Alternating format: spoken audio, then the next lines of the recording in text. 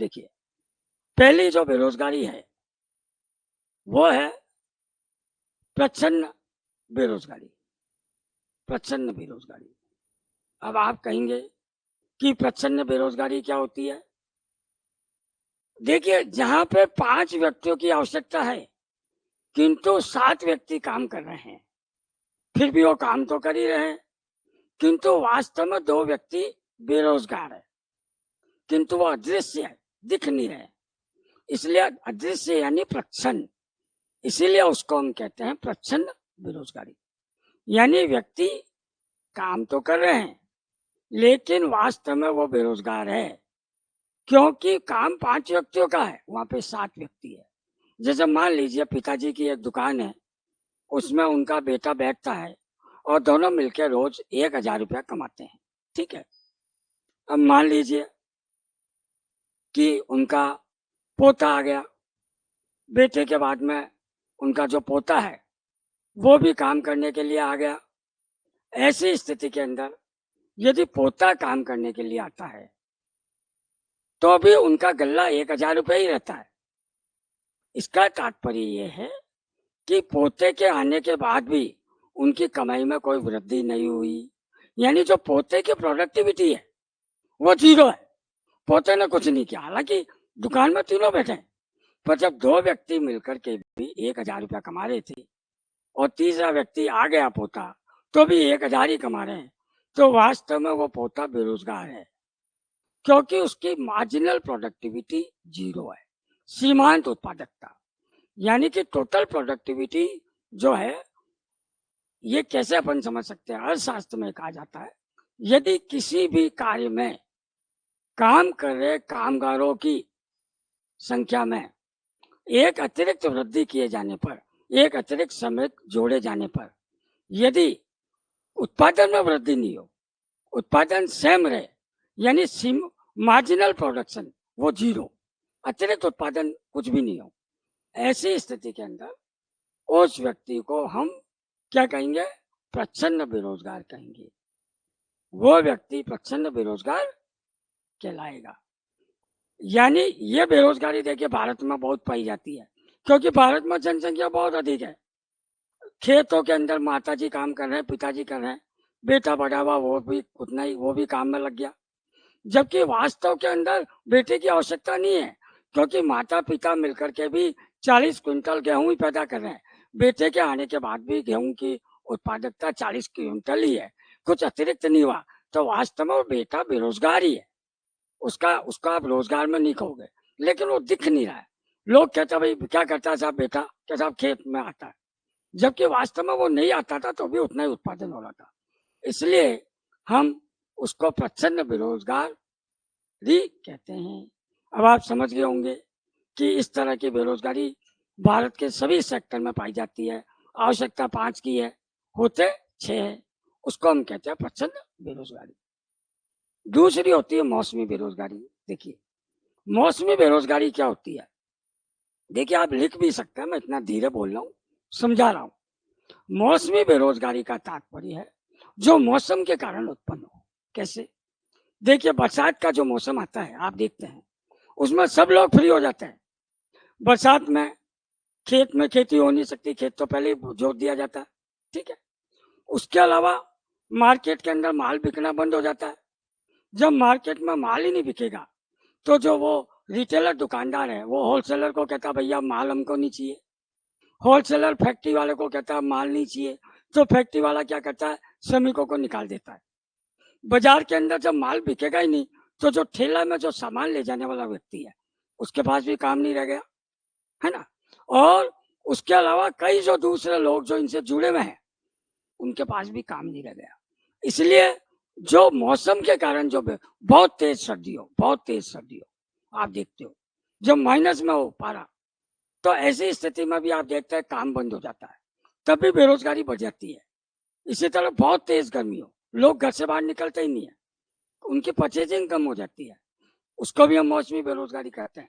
सामान्यतः भारत में बरसात के महीने में ऐसी बेरोजगारी पाई जाती है, उसे हम कहते हैं मौसमी बेरोजगारी, जो कि मौसम के कारण पाई जाती है। तीसरी है संरचनात्मक बेरोजगारी। देखिए, अर्थशास्त्रियों को या जितने भी दूसरे लोग इसको पढ़ा रहे हैं, वो ये बताते हैं कि जब संरचना का अभाव हो, कैसे? ज्यादातर लोग जो अर्थशास्त्री हैं, वो ये बताते हैं कि संरचनात्मक बेरोजगारी,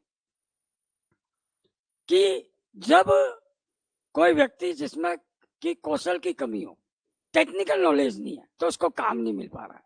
जैसे एक व्यक्ति को कहने कहते हैं कि टेक्निकल नॉलेज कम हो, किसी भी व्यक्ति की तकनीकी जानकारी नहीं हो, तो उसके अभाव में जो बेरोजगारी होती है वो तकनीकी बेरोजगारी होती है, वो आपके संरचनात्मक बेरोजगारी कहलाई जाती है। अब देखिए, मैं इससे सहमत नहीं हूँ। मैं अन्य अर्थशास्त्रियों से बहुत, इसमें मेरा सोच थोड़ा अलग है, भिन्न है। दिल्ली में जब मैं एक बार कोचिंग इंस्टीट्यूट में पढ़ा रहा था, तो मुझे अभी भी याद है, कोई स्टूडेंट थी, कोई दिल्ली यूनिवर्सिटी की, उससे थोड़ी मेरी इस मामले में हॉट टॉकिंग हुई थी। देखिए, मैं आपको एक चीज क्लियर कर देना चाहता हूँ कि 99 के अंदर आईएएस में जो इकोनॉमिक्स मेरा ऑप्शनल पेपर था, और उसमें इकोनॉमी में जो इंडियन इकोनॉमी का पेपर था, भारतीय अर्थव्यवस्था है या नहीं, उसमें मेरा पूरे इंडिया में हिंदी मीडियम में हाईएस्ट मार्क्स है 180 के वो। देखिए, चूंकि वो मार्क्स मुझे इसलिए मिले कि शायद प्रोफेसर्स को मेरी बातें पसंद आई, समझा? तो कुछ मेरा भी जो ज्ञान है वो इस बारे में कुछ अन्य लोगों से हटके हो सकता है, इसलिए मैं आपको कुछ चीजें ऐसी बताऊंगा जो हो सकता है आपने किताबों में नहीं पढ़ी हो और आपको लग रहा हो, लेकिन आप मान के चलिए, यदि आप वो चीज सीखेंगे तो निश्चित रूप से वो आपके लिए फ्रूटफुल होगी। क्योंकि कई बार प्रश्न ऐसे आते हैं, लोग कहते हैं सिलेबस में नहीं था, अरे कोचिंग के नोट्स में नहीं थे, हम भी पढ़ाते हैं क्लास में, बच्चे कहते हैं आए नहीं सर आपकी क्लास में, क्वेश्चन ही नहीं आए, क्योंकि वो हम जब लीक पे पढ़ाते हैं तो इस तरह की चीजें होती है। लेकिन मैं आपको कुछ हट करके भी इस तरह से पढ़ाऊंगा ताकि आपको इस तरह की चीजों का भी कहने का अभाव ना हो। संरचनात्मक बेरोजगारी में मेरा ये मानना है कि सिर्फ वो बेरोजगारी नहीं है जो कि श्रम को जो है, लेबर है, उसके पास टेक्निकल नॉलेज नहीं है, नहीं नहीं, वो ही नहीं है। इसमें संरचनात्मक अभाव, यदि किसी देश के अंदर, किसी भी राष्ट्र के अंदर सड़कें नहीं है, बांध नहीं है, पुल नहीं है, तो देखिए ट्रांसपोर्टेशन ही नहीं होगा, गतिहीनता की स्थिति आ जाएगी, माल एक जगह से दूसरी जगह जाएगा ही नहीं, श्रमिक एक स्थान से दूसरे स्थान जा ही नहीं सकता है। बॉम्बे के अंदर फैक्ट्री लगी है, गांव का श्रमिक बॉम्बे जा ही नहीं सकता है, क्योंकि ट्रांसपोर्टेशन अच्छा नहीं है, सुलभ नहीं है, उसको कहने जाऊंगा तो वापस नहीं आऊंगा। कोरोना में आपने देखा था कितनी परेशानियां हुई, लोग पैदल ही रवाना हो गए, लेक ऑफ द ट्रांसपोर्टेशन है या नहीं? तो ऐसी स्थिति के अंदर श्रम फिर दूसरी जगह जाना नहीं चाहता है, तो ऐसी स्थिति में फैक्ट्री लगी है, रोजगार नहीं है, काम करने वाला नहीं है, और जहां पे लोग हैं, काम करना चाहते हैं, वहां फैक्ट्री नहीं है।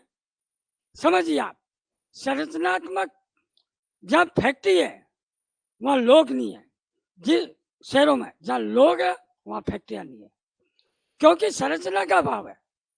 हमने संरचनात्मक बेरोजगारी में वो भी चीज आती है कि आप उन, सरकार का यह उत्तरदायित्व है कि वो प्रेरित करे बड़े बड़े उद्योगपतियों को कि गाँव में जहाँ पे ऑलरेडी श्रम है वहीं पे फैक्ट्रियां लगाए, ताकि संरचनात्मक बेरोजगारी में कमी ला जा सके।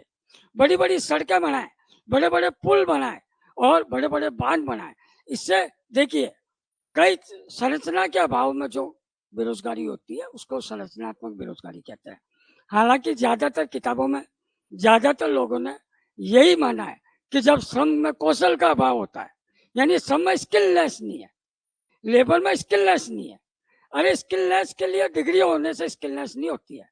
आप, सच्चाई है, आप इंडिया में देख लीजिए, आपके मोहल्ले में चले जाइए, आपके मोहल्ले के अंदर आप टायर ट्यूब का पंक्चर निकालने के लिए चले जाइए, आप उसको पूछिए भैया तूने कहाँ डिग्री ली। आप मोहल्ले के अंदर आपके घर पे जो टीवी रिपेयर करना आता है उसको पूछिए कि भैया तूने कौन सा डिप्लोमा लिया। सब वो लोग जो कि काम करते करते सीख जाते हैं, समझ रहे आप? तो सिर्फ श्रम कौशल ही एक इसका कारण नहीं है। संरचनात्मक बेरोजगारी में वो सारे कारण है कि देश में संरचना का अभाव हो। देखिए आज हमारे यहाँ कितने भारत के अंदर तो रिसोर्सेज बहुत सारा है, इतना रिसोर्सेज है, ये तो संसाधनों से प्रचुर भरा हुआ देश है, किंतु फिर भी बेरोजगारी है, क्योंकि संरचना का अभाव है, क्योंकि हम उनका विदोहन नहीं कर पाए, उन संसाधनों का विदोहन करने में हम सफल नहीं रहे। इसलिए संरचनात्मक बेरोजगारी में आप समझ जाइए, कभी भी ए बी सी और डी ऑप्शन हो, 4 ऑप्शन हो। देखिए, मैं आपको भविष्य में ये भी बताऊंगा, कई लोग कहते हैं सर आपको तार्किक योग्यता परीक्षण का विशेषज्ञ शब्द आपके लिए आता है, ये क्या है? देखिए, मैं कई लोग पेपर लीक कर रहे हैं, मैं उन पर नहीं जाता हूँ, लेकिन उत्तर लीक मैं करता हूँ। कैसे? 4 उत्तर में कौन सा उत्तर हो सकता है, ये 4 उत्तर देख के बताने की जो आर्ट है, उसके बारे में मैं आपको बताऊंगा। लेकिन ये हम वहीं पे प्रयोग करते हैं जहां पे कि नेगेटिव मार्किंग नहीं हो। यदि आपको 100 क्वेश्चंस करने होते हैं, उसमें से 70 क्वेश्चंस आपको आते हैं, बाकी 30 क्वेश्चंस भी करने ही है, क्योंकि नेगेटिव मार्किंग नहीं है। तो लोग क्या करते हैं, मन से लिख जाते हैं ए बी सी डी, मन से नहीं लिखना। हम आपको बताएंगे कि वो जो 30 प्रश्न है, उनमें आप उनको कैसे कर सकते हो। 4 उत्तर में कौन सा उत्तर है, वो उत्तर आपको पता लग जाएगा। वो चीज मैं बताऊंगा, वो तरीका, क्योंकि वो तार्किक योग्यता परीक्षण यही है। भारत के अंदर गिने चुने लोग हैं जो तार्किक योग्यता परीक्षण की बात करते हैं, क्योंकि ये वही व्यक्ति बता सकता है जिसने अनेकों एग्जाम्स ऑब्जेक्टिव टाइप क्लियर किया हो।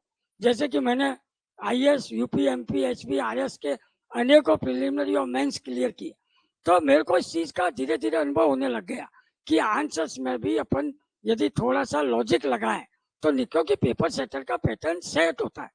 जैसे मान लीजिए 4 उत्तर पेपर सेटन दे रहा है अजमेर, जयपुर, जोधपुर और मांगल्यावास, तो उत्तर मांगल्यावास होगा। 3 बड़े शहर में मांगल्यावास शब्द कहां से आ गया? 4 बड़े शहरों के नाम आ गए, दिल्ली, बंबई, कलकत्ता, और चौथा नाम मान लीजिए एक छोटे से शहर का आ जाए कि नीम का थाना, तो उत्तर नीम का थाना होगा या ब्यावर आ जाए, क्योंकि जब बड़े बड़े शहरों के नाम आ रहे तो बीच का नाम क्यों आ गया? लेकिन वो नाम इसलिए आ गया कि एक्चुअल आंसर वो है, पेपर सेटर की ये मजबूरी है कि वो वास्तविक आंसर को उसमें डाले, इसलिए वो नाम आ गया। ये भी एक कला है, ये भी एक आर्ट है, इसके बारे में हम विस्तार से, अपने पास 365 दिन है, विस्तार से चर्चा करेंगे, आप निश्चिंत रहिए। उस आर्ट के बारे में हम बताएंगे कि जो आता है मेहनत करके, जो अपन ने पढ़ा उसमें जो आता है वो तो अच्छी बात है, लेकिन जो चीज अपने को नहीं आती है उसको भी किस तरह से हम अधिक से अधिक सही कर सके, उसके बारे में भी अपन चर्चा करेंगे। देखिए, चौथी बेरोजगारी है चक्रीय बेरोजगारी। चक्रीय बेरोजगारी क्या होती है? व्यापार चक्र में उतार चढ़ाव के कारण होती है। व्यापार चक्र क्या होता है? देखिए, आपने सुना होगा तेजी है साहब, कई बार तेजी होती है, कई बार मंदी होती है। मंदी कब होती है? मंदी तब होती है जब, कहने का अच्छा, मंदी उस समय में होती है जब आप देखते हैं कि व्यापार धंधा लोगों का ठप हो जाता है, कहता है मंदी है, बिजनेस नहीं है। तेजी, जब मार्केट में तेजी आती है।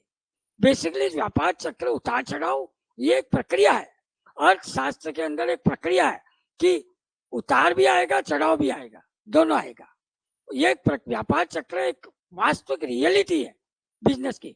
1929 में वो अमेरिका की आर्थिक मंदी, जो कि महान मंदी थी 1929 में, उससे पूरी केन्स इकोनॉमिक्स का जन्म हो गया, Keynesian economics. 1929 supply side economics. 1972 में जब मंदी आई, है या नहीं है, और एक ऐसी मंदी जिसकी कोई कल्पना नहीं कर सकता था, स्टैगफ्लेशन, सप्लाई साइड की इकोनॉमी आई, पूर्ति पक्ष अर्थशास्त्र का जन्म हुआ, है या नहीं है। वहां के राष्ट्रपति जो थे तात्कालिक, उन्होंने सप्लाई साइड की इकोनॉमिक्स का किया।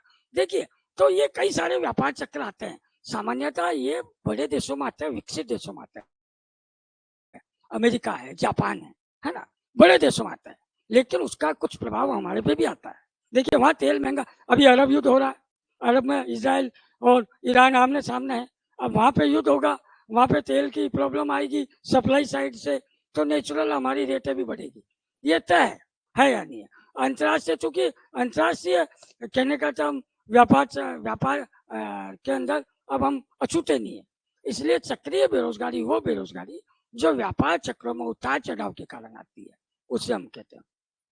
5वां तकनीकी बेरोजगारी। देखिए, तकनीकी बेरोजगारी वो बेरोजगारी है जो तकनीक के कारण होती है। कैसे? देखिए, आप पहले बैंकों में जाते थे, शायद आप तो छोटे हैं, हम जाते थे, तो बैंकों में बड़े-बड़े यानी कि फाइलें लेकर के बैंक के बाबू बैठे रहते थे, खूब सारे बाबू बैठे रहते थे। वो बताते थे, हिसाब लगाते थे कि आप 500 जमा, 200 निकालते, 200 की एंट्री करते थे। तो काम बहुत धीरे होता था, लेकिन बहुत सारे लोग लगे हुए होते थे। लेकिन अब बैंक में जाते हैं, तो अपन देखते हैं, बहुत कम लोग बैठे हैं बैंक में। क्यों? उनके पास एक कंप्यूटर है।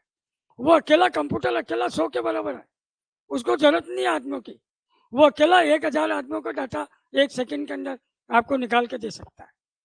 तो जब तकनीक के कारण बेरोजगारी हो, यानी कि जहाँ पे तकनीक आ गई और उसके कारण बेरोजगारी हो गई, अर्थात मान लीजिए लेटेस्ट तकनीक आ गई और उससे पुरानी तकनीक बेकार हो गई, तो पुरानी तकनीक के जानने वाले भी बेरोजगार हो गए। आपने देखा होगा कोई जमाने में एसटीडी पीसीओ चला करते थे, ठीक है, और वो एसटीडी पीसीओ वाले बहुत कमाते थे, बहुत कमाते थे। लोग लंबी लंबी फोन पे बातें किया करते थे।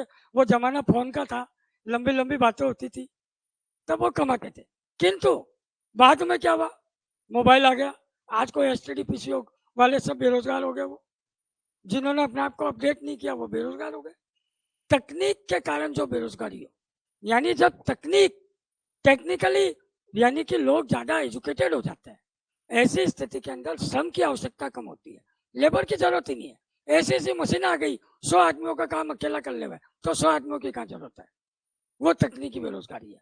ठीक है, उन देशों के अंदर जहाँ पे जनसंख्या कम है, जैसे अमेरिका है, जापान है, रशिया है, वहां तो तकनीक का प्रयोग जरूरी भी है, क्योंकि लोग बहुत कम है और टेक्नोलॉजी जो है आपके बहुत डेवलप है, लोग कम है। लेकिन भारत में क्या जरूरत है? मेरे तो आज तक समझ में नहीं आई। भारत में जहाँ लेबर खूब है, वहां पे अत्यधिक तकनीक का प्रयोग, मैं I am very sorry to say, मैं माफी चाहता हूँ, मैं तो इससे बिल्कुल सहमत नहीं हूँ। ठीक है, कंप्यूटर में उस महान प्रधानमंत्री राजीव गांधी ने भारत में कंप्यूटर का प्रयोग किया और कंप्यूटर आया, अच्छी बात है, लेकिन उसका प्रयोग उन्हीं एरियाज में होना चाहिए था जहां पे कि व्यक्तियों की कमी थी। हर इलाके के अंदर हम उसको लेके जाएं, और आदमी तो बेरोजगार बैठा है और कंप्यूटर को रोजगार मिला हुआ है, तो वो भी एक अच्छी स्थिति नहीं है। या तो कंप्यूटर भी हम ही बनावे, हमारे महान प्रधानमंत्री नरेंद्र जी मोदी, जिन्होंने मेड इन इंडिया का जो बनाया प्रोग्राम बहुत अच्छा, ठीक है, यदि उसमें कंप्यूटर भी हम ही बनाए तो ठीक है, उन लोगों को कंप्यूटर बनाने का काम मिल जाए, वहां तक तो ठीक है। किंतु यदि कंप्यूटर को रोजगार मिल जाए और आदमी बेरोजगार हो जाए, वो तो एक हास्यास्पद स्थिति है। कम से कम भारत जैसे देश के लिए, जहाँ पे की जनसंख्या नॉन स्टॉप बढ़ती रहती है या नहीं है, पॉपुलेशन, ऐसे देश के लिए इस तरह की बेरोजगारी होना बहुत चिंताजनक है। और मेरा मानना है तकनीकी बेरोजगारी के लिए ये आवश्यक है कि सरकार ऐसे कदम उठाए कि तकनीक का वहीं पे प्रयोग करे जहाँ आवश्यक हो, अथवा वो जो तकनीक है उसका ही उत्पादन भारत में कर दिया जाए, तो मैं सोचता हूँ कि बेरोजगारी कुछ हद तक हम कम कर सकते हैं। नेक्स्ट है घर्षण बेरोजगारी। देखिए, ये बेरोजगारी क्या होती है? एक व्यक्ति जब एक काम कर रहा होता है और उसको छोड़ करके दूसरे काम में लग जाता है, उस दौरान वो जो बेरोजगार होता है वो होता है घर्षण बेरोजगारी। मान लीजिए कोई छोटे शहर के अंदर एक व्यक्ति काम कर रहा है और कमा रहा है अच्छा, लेकिन उसको लगता है मैं तो मुंबई जाके साहब बड़ा काम करूंगा। कोई फोटोग्राफर का छोटा स्टूडियो यहाँ है, पर वो चाह रहा है बॉम्बे जाके बड़ा स्टूडियो लगाऊंगा। ऐसी स्थिति के अंदर वो क्या होगा? बेरोजगार होगा, ठीक है, क्योंकि वो बेरोजगार रहा। अब वहां तो कब मिलेगा रोजगार, पता नहीं। अभी मुंबई में कोई कहते हैं कि कोई हवाई अड्डे के ऊपर सामान उठाने वालों की आई थी, कोई थोड़ी सी वैकेंसी में 25,000 लोग पहुंच गए और आवाजाही में भारी दिक्कत हुई। तो इस तरह से आप जो काम मिल रहा है उसको छोड़ करके जब आप किसी बड़े काम की ओर लगते हो, उस दौरान जो बेरोजगारी होती है उसे कहते हैं हम घर्षण बेरोजगारी। एक होता है सुभेद्य रोजगार, ये भी एक तरह की बेरोजगारी का हिस्सा है, कॉन्टेक्चुअल एम्प्लॉयमेंट। आप जब ठेके पे होते हो तो आप काम पे लगे हो, लेकिन आप एक निश्चित समय के लिए हो, वो रोजगार आपका तय नहीं है। चाहे जब व्यक्ति आपको उठा के बाहर कर सकता है, कॉन्ट्रैक्ट को बीच में खत्म कर सकता है, वो भी एक तरह का बेरोजगारी है। हालांकि आदमी को लगता है कि वो रोजगार में लगा हुआ है। नेक्स्ट, अल्प रोजगार। देखिए, भारत में सर्वाधिक पाया जाने वाला जो मोर प्रचंड बेरोजगारी के बाद भारत में सर्वाधिक अल्प रोजगार पाया जाता है। यहाँ पे बीए बीएड किया हुआ आदमी नर्सरी के बच्चों को ट्यूशन पढ़ा रहा है, ठीक है, और बीटेक किया हुआ आदमी स्कूटर के बच्चों को आईटीआई में पढ़ा रहा है। समझ रहा, वो है, कहने का अर्थ यह है अल्प रोजगार। जब कोई व्यक्ति के पास में उसने, कहते ना, पढ़े तो फारसी बेचे तेल, ठीक है, वही अल्प रोजगार है। पढ़ तो फारसी ली, बेच रहे तेल हो। काम तो आपने पढ़ाई तो मोटी की, लेकिन रोजगार आपके पास कम है। आपने ऑटो तो खरीद लिया बहुत बढ़िया महंगा 10 लाख का, लेकिन काम आपको मिल रहा है कम, उसको कहते हैं अल्प रोजगार। आपने जो कोई बड़ी गाड़ी खरीदी तो बड़ा काम मिले, उसके स्टैंडर्ड के बराबर काम मिले। बड़ी पढ़ाई की तो बड़ी नौकरी मिले। यदि आपको उससे कम नौकरी पे काम करना पड़ रहा है तो कुल मिलाकर के आप एक तरह के रोजगार में तो हो, लेकिन आप अल्प रोजगार में हो। मैं तो इसको एक बेरोजगारी का पार्ट मानता हूं। अब देखिए, ये तो भारत में बेरोजगारी के प्रकार है। अब बेरोजगारी के कारण क्या? सबसे बड़ा है सामाजिक कारण। भारत की जो सामाजिक अर्थव्यवस्था है, सोशल इकोनॉमी, वो इस तरह से है कि व्यक्ति सामाजिक उत्तरदायित्व में अपना जीवन बिता देता है और उस कारण रोजगार के क्षेत्र में वो अच्छा परफॉर्मेंस नहीं कर पाता, वो स्किललेस नहीं सीख पाता है। समझ जा। और सामाजिक ताना बाना इस तरह से बुना हुआ है कि व्यक्ति इस तरह से सामाजिक कार्यों में संलग्न है कि वो रोजगार को पूरी तरह से, कहने करती है, प्राप्त नहीं कर पाता है। और समाज की जो व्यवस्था है, आप देखते हैं वर्ग संघर्ष है, जाति के नाम पे, धर्म के नाम पे लोग तो लड़ाइयों में लग गए, है या नहीं है? रोजगार नेचुरल है, उनके रोजगार को छोड़ना पड़ेगा। आजकल नहीं है, आपके चल रहा है जो सोशल मीडिया, लोग इसमें काम में लग गए। ये भी एक तरह का सामाजिक कारण ही मैं मानता हूँ।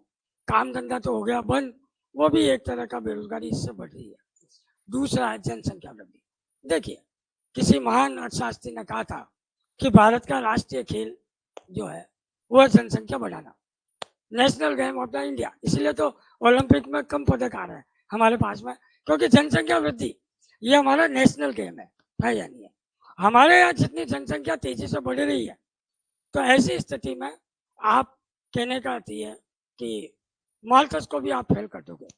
माल्थस ने कहा था कि हर व्यक्ति, कहने का अर्थ है, मुंह एक लेके लेकिन हाथ दो लेके पैदा होता है। तो आप टेंशन मत लीजिए, क्योंकि मुंह एक है, दो हाथ से काम करेगा, लेकिन खाना उसको एक मुंह में है। लेकिन प्रॉब्लम इस देश की ये है कि ज्यादातर लोग जो हैं वो हमारी अर्थव्यवस्था के अंदर दो हाथ लेके पैदा तो हो रहे हैं, लेकिन उन हाथ को काम नहीं मिल रहा, क्योंकि जनसंख्या इतनी अधिक है, कंपटीशन इतना अधिक है या नहीं है? ऐसी स्थिति के अंदर, कहने का अर्थ है, ये एक बहुत बड़ा कारण है भारत में जनसंख्या वृद्धि का। तीसरा, कृषि का प्रभुत्व होना। देखिए, कृषि, अधिकांश लोग भारत में कृषि में लगे हुए हैं, एग्रीकल्चर में लगे हुए हैं। एग्रीकल्चर में लगे होने से क्या होता है? कृषि में सर्वाधिक बेरोजगारी है या नहीं? क्योंकि कृषि में प्रचंड बेरोजगारी भी पाई जाती है, मौसमी बेरोजगारी पाई जाती है। उसने माल पैदा भी कर दिया तो गांव में ही सड़ जाता है, क्योंकि वो दूर से शहर ले जा नहीं पाता है, क्योंकि सड़कों का अभाव है। तो संरचनात्मक बेरोजगारी भी पाई जाती है। और चक्रीय बेरोजगारी इसलिए पाई जाती है क्योंकि उसके अंदर, भारत के अंदर आप देखेंगे व्यापार चक्र का प्रभाव होता है, परचेजिंग कम हो जाती है। तकनीकी बेरोजगारी, कई बार हम ट्रैक्टर वैक्टर लेके आ जाते हैं तो गांव के लोग तो बेरोजगार होते हैं, लेकिन गांव के जो जमींदार है वो ट्रैक्टर से खेती कर लेते हैं। और घर्षण बेरोजगारी, गांव का व्यक्ति शहर की ओर भागना चाहता है, वो भी है। और अल्प रोजगार, सुबह रोजगार, यानी एक कृषि के अंदर सभी तरह की बेरोजगारी पाई जाती है कृषि प्रभुत्व में। भारत में ज्यादातर लोग कृषि में लगे हुए हैं, जहाँ आवश्यकता नहीं है वहां भी लोग लगे हुए हैं, है ना? तो ऐसी स्थिति के अंदर भारत में कृषि बेरोजगारी, और सबसे बड़ी बात, किसानों को उतना रिटर्न नहीं मिल रहा है। वो किसान जो हमको अन्न पैदा कर रहा है, अन्न दे रहा है, उसके बाद रिटर्न नहीं आ रहा है। क्यों नहीं आ रहा? क्योंकि किसान प्रोडक्शन तो कर रहा है, उसको रेट सही नहीं मिल रहा। यदि ज्यादा प्रोडक्शन हो गया तो मार्केट रेट डाउन हो जाती है। प्याज किसानों ने फेंक दिए क्योंकि खरीदार नहीं था, और कम आती है रेट तो जो बिचौलिए होते हैं, जो मध्यस्थ, वो उसका फायदा उठाते हैं, किसान को तो नहीं पैसा मिलता है। ऐसी स्थिति में कृषि के अंदर सर्वाधिक बेरोजगारी पाई जाती है। इसलिए कृषि जनित उद्योगों की आवश्यकता है। ऐसी इंडस्ट्री जो कृषि पे बेस हो, जो कि आधारभूत किस पे हो? कृषि पे हो। एग्रीकल्चर की जितनी भी चीजें हैं, इनको कैसे उद्योग में डेवलप किया जाए। हाल ही में अपन ने देखा था कि हमारे भारत के अंदर, देखिए 1966 में, आपको ध्यान है, भारत के उस महान प्रधानमंत्री ने जय जवान जय किसान का नारा दिया था, लाल बहादुर शास्त्री ने। वाजपेयी जी ने उसके बाद जय विज्ञान बोल के कृषि में तकनीक के प्रयोग की बात कही थी। और भारत के जो अभी यशस्वी प्रधानमंत्री मोदी जी है, वो इसी दिशा में काम कर रहे हैं, तथा उन्होंने कई तरह की नई स्कीम्स एग्रीकल्चर सेक्टर में, जो कि फसल बीमा से लेकर के और एमएसपी बढ़ाने तक के काम वो कर रहे हैं। किंतु फिर भी भारत में इसमें और अधिक प्रयासों की आवश्यकता है। उसके बाद में कुछ कुटीर उद्योगों का, देखिए आपको पता होगा, पहले भारत में चरखा उद्योग घर घर के अंदर इंडस्ट्री थी। हर घर एक अपने आप में उद्योग था। किसी घर के अंदर आपके कहने का चाहे सूती वस्त्र बन रहा है, किसी कपास की खेती, किसी घर के अंदर छोटा मोटा कोई काम कर रहा है, लाख की चूड़ी बना रहा है, किसी घर में कुछ हो रहा है। लेकिन क्या हुआ, ये कुटीर उद्योगों की स्थान ले लिया बड़े उद्योगों ने। अब जैसे कि गाँव में आप देखते हैं छोटी छोटी दुकानें शहरों में खत्म हो रही है किराना की, बड़े बड़े मेगा मार्ट आ गए, तो वो दुकानदार भी, उनका भी पतन हो रहा है, वो भी बेरोजगार हो रहा है। तो जो बड़ी इंडस्ट्रीज आती है, जो कुटीर उद्योगों की समाप्ति हो जाती है, उसके कारण भी भारत में बेरोजगारी बढ़ रही है, क्योंकि बड़ी इंडस्ट्रीज मशीनों का प्रयोग करती है, उससे लोगों को ज्यादा रोजगार नहीं मिल पाता है। उसके बाद में स्थिर श्रम, देखिए भारत में श्रम गतिहीनता है। लेबर जो है वो खड़ा है, वो गांव छोड़ के जाना नहीं चाहता है, नई चीज सीखना नहीं चाहता है, बड़े शहर में काम करने जाना नहीं चाहता है, तथा यदि वो जाना भी चाहे तो जाने के संसाधन नहीं है, उसके पास में जाने के रास्ते नहीं है, और गलती से चला गया तो उसको जाने वापस आने में दिक्कत है। बहुत पहले एक पिक्चर आई थी 2 बीघा जमीन, यदि किसी ने देखी हो तो, बहुत अच्छा उसमें विवरण दिया है, बल्लाल साहनी की पिक्चर थी, कि किस तरह से भारत का श्रम, कहने का अर्थ है कि स्थिर है, लेकिन स्थिर श्रम से जब वो गतिशीलता की तरफ जाएगा तो ही आप मान के चलिए बेरोजगारी को अपनी दूर कर पाएगा। उसके अलावा भारत की शिक्षा प्रणाली, देखिए भारत की जो शिक्षा प्रणाली है वो किताबी है। ये सिर्फ ओनली, जो जितनी भी फैक्ट्रियां हैं, ये सिर्फ ग्रेजुएट प्रोडक्शन फैक्ट्रीज है, यहाँ सिर्फ ग्रेजुएट पैदा होता है, इसके अलावा कुछ भी नहीं है। यहाँ का अच्छे से अच्छा व्यक्ति, जिसके पास में ज्यादा से ज्यादा डिग्रियां हैं, लेकिन आपने सुना होगा कि आपके जो परदादी थी वो कभी स्कूल नहीं गई थी, लेकिन वो दूध वाले का हिसाब उंगलियों पर कर देती थी, और आज अच्छे पढ़े लिखे लोग भी वो चीज नहीं कर पाते। उसका रीजन क्या है? क्योंकि हमारी जो शिक्षा प्रणाली है वो बेसिकली व्यवसाय पे आधारित नहीं है। व्यक्ति सिर्फ सरकारी नौकरी के लिए शिक्षा प्राप्त करना चाहता है, व्यवसाय के लिए नहीं करना चाहता है। इसीलिए भारत सरकार के द्वारा जो भी स्कीम चलाई जा रही है वो बहुत ही अच्छी है, स्किलनेस के लिए, ठीक है। उसके अलावा धार्मिक कारण, देखिए धार्मिक कारण बहुत बड़ा कारण है। शायद आपको भी लगा होगा सर ने ये कौन सा कारण बता दिया, किसी किताब में तो आज तक पढ़ा नहीं, आपने नहीं पढ़ा होगा किसी किताब में, लेकिन ये सच्चाई है कि भारत में बेरोजगारी का एक कारण धार्मिक भी है। धर्म के नाम पे जो भारत में होती है, कहने करती है हिंसा, उससे जो नुकसान होता है वो भी एक कारण है कि भारत के अंदर, कहने का अर्थ है, उससे बेरोजगारी बढ़ती है। या जैसे कोई व्यक्ति बिजनेस के, सब हम ये बिजनेस नहीं कर सकते, क्यों? क्योंकि हम हिंदू हैं, हम ये बिजनेस नहीं कर सकते, हम ब्राह्मण हैं, इसलिए हम ये अंडे का बिजनेस नहीं कर सकते, ठीक है। तो वो जो कारण है उससे भी जो है, कहने का था कि बिजनेस का जो नुकसान होता है वो भी एक तरह का कारण। देखिए अपन ने भारतीय अर्थव्यवस्था में आज बेरोजगारी को पढ़ा, प्रचंड बेरोजगारी, मौसमी बेरोजगारी, संरचनात्मक बेरोजगारी, चक्रीय बेरोजगारी, मैं सोचता हूँ आप समझ गए होंगे। बेरोजगारी के कारण भी पढ़े, और जहां तक बेरोजगारी दूर करने के उपाय है, भारत सरकार अनेकों स्कीम चला रही है, उसके बारे में अपन विस्तार से अध्ययन करेंगे। मैं सोचता हूँ आपके ये चीज समझ में आ गई है। अब अपन जो अगली चीज लेंगे वो लेंगे मुद्रास्फीति।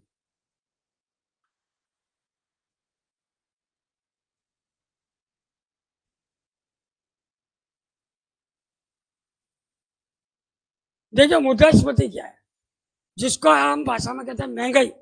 श्री राम, महंगाई बढ़ गई, महंगाई खूब बढ़ गई, यानी मुद्रास्फीति बढ़ गई। बेसिकली सरकार ने अपने आप को बचाने के लिए अर्थशास्त्रियों को कहा कि महंगाई का कोई ऐसा शब्द ढूंढ लो।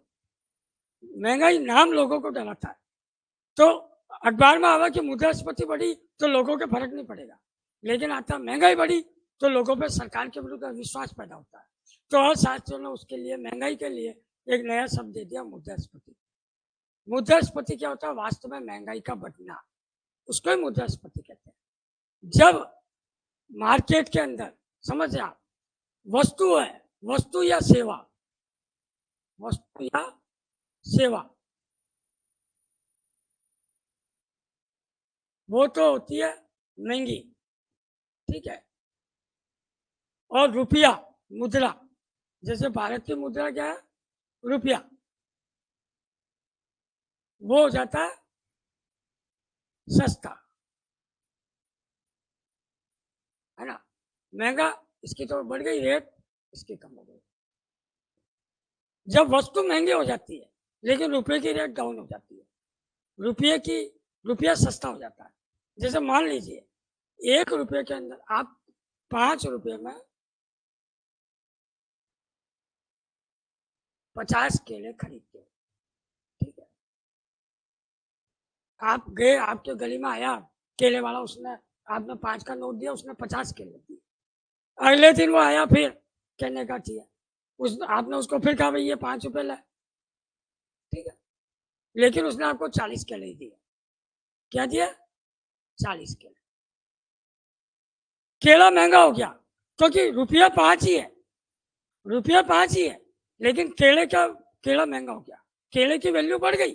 पहले 5 रुपये में 50 केले थे, अब केला महंगा हो गया, भारी हो गया, वो 40 ही आना, समझो आप, उसकी वैल्यू बढ़ गई केले की, किंतु रुपये की वैल्यू डाउन हो गई, रुपया सस्ता हो गया।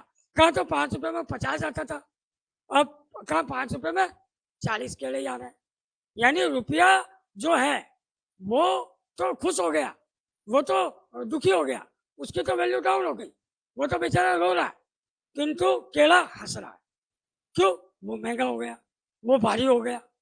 तो जब मुद्रास्फीति उसको कहते हैं, जब वस्तुएं महंगी होती है किंतु मुद्रा का मूल्य घट जाता है, वस्तु का मूल्य बढ़ जाता है, मुद्रा का मूल्य कम हो जाता है, मुद्रा का मूल्य घट जाता है।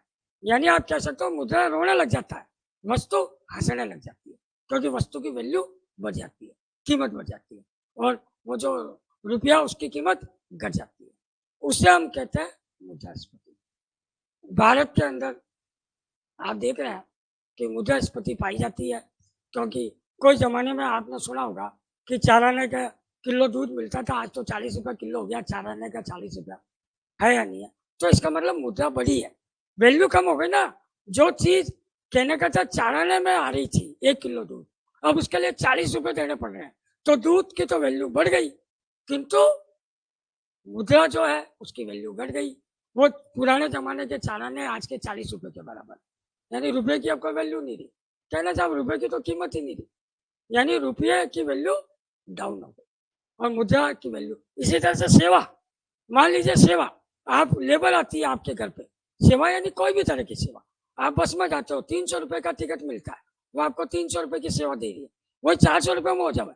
जाना ब्यावर से जयपुर, आपको 300 में जा रहे हो, अब 400 लग रहा है, सेवा महंगी हो गई, जाना उतना ही है, 100 रुपये महंगा हो गया, यानी रुपये की वैल्यू डाउन हो गई, किंतु सेवा की वैल्यू बढ़ गई। किसी तरह से आपके घर पे कोई पुताई वाला आया, पिछली दिवाली पे उसने 100 रुपये में एक कमरा पोत दिया, इस दिवाली में कहता है 150 रुपये लूंगा, तो सेवा महंगी हो गई, उसकी सर्विस लेना चाहते हो, उसकी सेवा महंगी हो गई, लेकिन रुपये की वैल्यू डाउन हो गई। क्यों? क्योंकि जो चीज आपको 100 रुपये में मिलनी चाहिए थी, वो आपको 150 रुपये में मिली। देखिए मुद्रास्फीति भी 2 तरह की होती है, लागत जन्य होती है, मांग जन्य होती है। एक तो मांग के कारण स्फीति पैदा होती है, एक लागत के कारण होती है। मांग के कारण का मतलब क्या हुआ? मार्केट में डिमांड बढ़ गई। आप जैसे कि बाजार में आप गए, कहने का है, आप देखेंगे कि एक ठेले वाली है ना, आपको लौकी लेके बैठी है, लेकिन एक ग्राहक की जगह 4 ग्राहक आ जाए वहां पे, तो अचानक ही वो रेट बढ़ा देगी, वो उसका दिमाग ही वो ऑटोमेटिकली बढ़ा देगी, वो रेट वहीं पर बैठी बैठी। उसको ध्यान है अपने आप 4 में से 1 को देनी है तो पावर ज़्यादा रेट बताएगी आपको। यदि एक ही जना गया क्योंकि उसकी मांग कम होगी तो कम, और यदि 10 जना बैठे हैं और 1 जना खरीदने गया और 10 जना बेचने वाला है, तो फिर क्या होता है, उसकी मांग आई नहीं तो उसकी रेट कम हो जाएगी, है ना। तो जो मुद्रास्फीति मांग के कारण होती है, जब किसी वस्तु की बहुत डिमांड बढ़ जाती है तो वो जो स्फीति आती है, जो महंगाई बढ़ती है, उसको कहते हैं हम मांग जनित मुद्रास्फीति। एक होती है लागत जनित मुद्रास्फीति। लागत यानी कॉस्ट, जब किसी चीज की कॉस्टिंग बढ़ जाती है यानी उसको कहते हैं हम लागत जनित मुद्रास्फीति। इसके अलावा मुद्रास्फीति के अनेक प्रकार है, इनका भी अध्ययन अपन करेंगे। तो मैं सोचता हूँ चूंकि आज हमारी पहली क्लास थी, इस जीके का ये कोर्स हमने नया शुरू किया है और ये कोर्स आपके लिए सभी एग्जाम्स में काम आएगा। इसमें हम बेसिक जीके करेंगे। बेसिक जीके जब कंप्लीट हो जाएगी लगभग 335 दिनों में, तो अंतिम 30 दिन जो होंगे, 365 दिन का कोर्स है, उन 30 दिनों के अंदर हम जो तार्किक योग्यता प्रणाली है, जिसका कि मेरे को विशेषज्ञ माना जाता है, उसके बारे में चर्चा करेंगे कि यदि कोई उत्तर आपको नहीं आ रहा है फिर भी आपको उत्तर देना जरूरी है, तो आपको उसमें कोई भी अल्टप्पा नहीं लगाना, दिमाग का प्रयोग करके कैसे तय करना है, उसको हम कहते हैं कि उत्तर में से उत्तर ढूंढना। समझे ना आप इस चीज को, वो प्रणाली है। जैसा मैंने आपको उदाहरण देके बताया था कि यदि 4 प्रसिद्ध नाम हो क्रिकेट के, मान लीजिए सचिन तेंदुलकर है, सुनील गावस्कर है, कपिल देव है, और कोई नाम आ गया कि भाई कहने का चाहे कोई भी नाम आ गया विकास शर्मा, और वो भी मान लिया खिलाड़ी है, तो मान लीजिए उत्तर विकास शर्मा होगा, क्योंकि पेपर सेटर जब पेपर सेट करता है तो जब 3 महान उत्तर नाम ढूंढता तो चौथा भी यदि विकास शर्मा उत्तर नहीं होता तो राहुल द्रविड़ का नाम सोचता और आपके महेंद्र सिंह धोनी का नाम सोचता, लेकिन वास्तव में उत्तर उसको डालना था और उत्तर विकास शर्मा था। प्रश्न ये था कि कौन सा खिलाड़ी इंटरनेशनल प्रतियोगिता में नहीं खेला है ना, रणजी खेला खाली, तो उसमें हो सकता है विकास शर्मा। तो ऐसी स्थिति के अंदर हम उत्तर से पता लगा लेते हैं कि कौन सा उत्तर होगा। देखिए ऑब्जेक्टिव टाइप में सबसे बड़ी बात यह है कि यदि आपको कोई भी क्वेश्चन सॉल्व करना हो, समझे आप, जैसे x प्लस वाई बराबर आप मान लीजिए 40 है, ठीक है, ए उत्तर दिया हुआ 20 है ना, 20 बी उत्तर दिया हुआ ये आपके 15 30, सी उत्तर दिया हुआ आपके 30 15 है ना, डी उत्तर दिया हुआ आपके कहने का था 25 15, ठीक है। ये प्रश्न है x माइनस वाई बराबर 10, x प्लस वाई बराबर 40। तो आपने देखा होगा कि लोग इसको सोल्व करते हैं, हम इसको सोल्व हम कहते हैं जब 4 उत्तर दिए हुए हैं तो अलग से उसके लिए हमको जाने की जरूरत क्या है। हमको पता है इस शहर में 4 गलियों में रामलाल जी रहते हैं, तो अलग से पूरे शहर को ढूंढने की जरूरत नहीं है, हम उन 4 गलियों में जाते हैं। हम 20 रखते हैं तो 20 माइनस 20 रखते ही 10 जीरो आ जाता है, तो 10 नहीं आता।